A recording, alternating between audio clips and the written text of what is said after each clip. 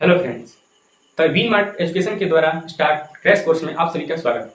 चलिए आज की क्लास में हम लोग देखते हैं मैथ्स। मैथ का पहला चैप्टर क्या है? रियल नंबर, यानी कि वास्तविक संख्या। वास्तविक संख्या, रियल नंबर।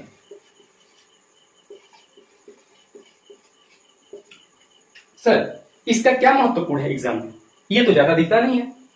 समस्या यहीं पर है कि आखिर कुछ तो पता होना चाहिए ना कि किस चैप्टर से हमें कितना नंबर का क्वेश्चन आता है। सबसे जरूरी ये बात है कि किस चैप्टर पे आपको कितना ध्यान देना है। लास्ट का 3 से 4 महीना बचा हुआ है आपके एग्जाम में, तो इसके लिए अगर इस पे आप ध्यान नहीं देते हैं तो समझिए कि बहुत कुछ आपका गड़बड़ होने वाला है।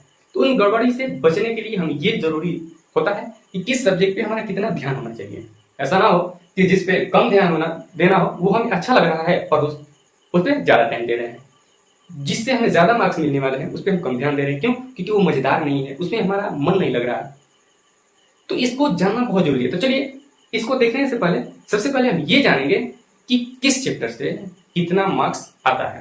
मैथ हमारा टोटल कितना मार्क्स का होता है? पूरे 100 मार्क्स का। तो यहाँ पे आपको देख रहे हैं इसका सेक्शन, जो कि टोटल 7 सेक्शन में आपका बुक बटा हुआ है। सबसे पहला सेक्शन है संख्या पद्धति, दूसरा बीजगणित, तीसरा त्रिकोणमिति, चौथा नियामक या निर्देशांक ज्यामिति, उसके बाद है ज्यामिति, क्षेत्रमिति, संख्यांकी एवं प्रयोक्ता।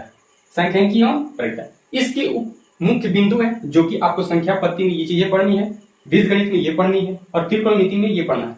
अब इसके कितने मार्क्स बनते हैं? जैसे संख्या पद्धति अगर आप पढ़ते हैं, आप देख सकते हैं कि वास्तविक संख्या, दो चर वाले बहुपद सबको पढ़ते हैं तो आपको 10 मार्क्स मिलेंगे।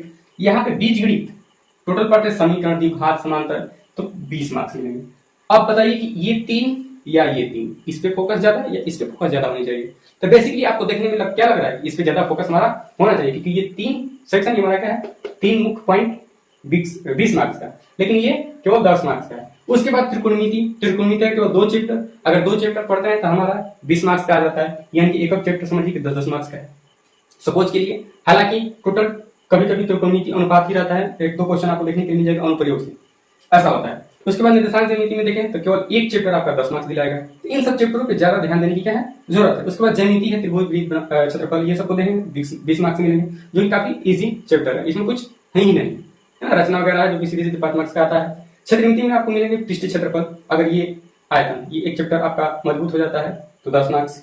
उसके बाद सांख्यिकी एवं प्रयोक्ता, इसमें तो आप देखेंगे कुछ नहीं होता है, केवल थोड़ा बहुत अगर आप मेहनत कर देते हैं तो आपका ये 10 मार्क्स मिल जाता है सीधे सीधे। इससे एक 5 नंबर का आएगा और इससे हो सकता है 2 नंबर का आए, ऑब्जेक्टिव में भी देखने के लिए मिल जाए, तो इससे आप बेसिकली 10 मार्क्स मिलेंगे। तो आप यहाँ पे देख सकते हैं कि किस तरह से कौन सा चैप्टर आपको पढ़ने से कितने मार्क्स मिलेंगे। आप इसका स्क्रीनशॉट ले सकते हैं। आप चाहें तो इसे